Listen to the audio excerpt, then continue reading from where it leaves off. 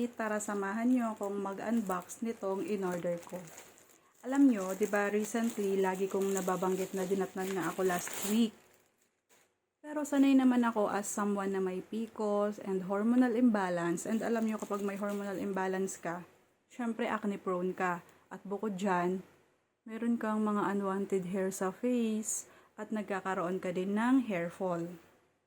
Tapos nakita ko to online na meron pala siyang benefit na nakaka-treat ng PCOS and hormonal imbalance. At isa na doon ay yung nakaka-treat siya ng, nakaka-less siya ng hair fall, nakaka-treat din siya ng acne. Which is, yun naman talaga yung problema ko.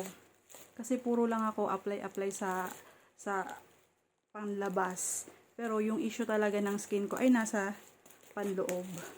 Actually, sabi ng OB ko kasi, dapat daw lagi na akong magti-take ng pills. Kaso yung pills sa akin, may side effect. Nagkaka-varicose veins ako, mabilis mapagod yung paa ko, kaunting minuto lang na nakatayo, napapagod na ako.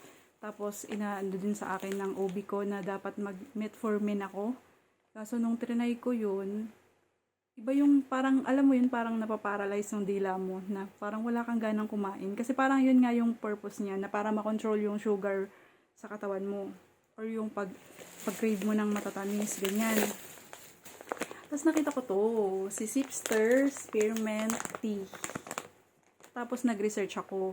Dapat daw yung bibilhin mo na Spearmint Tea ay dapat yung green at hindi yung color brown at hindi na yung durug-durog kasi parang mayroon na siyang alikabok or dusty na siya. Na dapat daw yung green kasi yung natural oil niya yung kailangan mo ng katawan mo para ma-treat mo yung gusto mong ma-target nga sa katawan mo. So, ayun siya.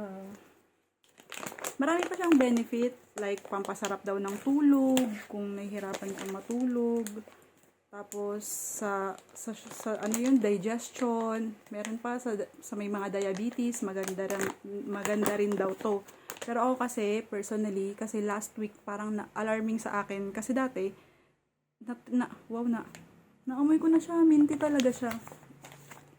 Parang dati kasi, minsan 3, 2, 4, pagdadatnan ako.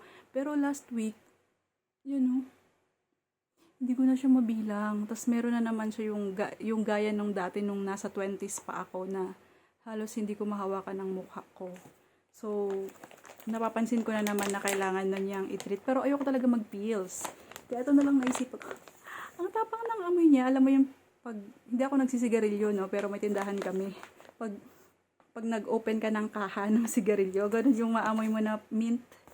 Ayan. So, meron siyang 100 pieces o 100 tea bags. Ayan. So, di ba sa isang buwan may 30 days. So, abutin siya sa akin ng 3 months. So, sana magdi-December ang mukhang to ng glowing. O, tingnan nyo, oh. Color, talaga, naamoy ko siya.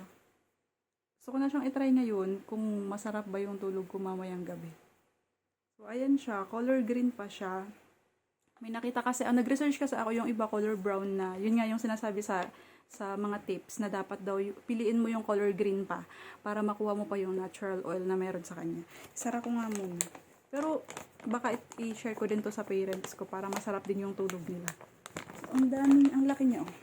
Ganyan siya kalaki. Ayan. Sa mga may mga PCOS or hormonal imbalance, kung gusto nyo din mag-try, i-research nyo din yung benefit ng spearmint tea. Spearmint, ayan, may S. I-research nyo din yung benefit niya. So, kahit medyo maano ako sa lasa, itatry ko kasi for the sake of mag-glow. Pero nakikita nyo, na siya, oh, kasi natapos na nga yung ko. Nag-heal na din naman siya. Salamat sa iba kong ginagamit. Pero kailangan pa din. Kasi nga, may mga unwanted hair ako. Tapos dito. At yung hair fall. So, sana matreat nito. Matreat nitong spearmint tea. Ilalagay ko yung link dyan kung gusto nyo ring mag-try nito. Ang laki niya. Ang dami.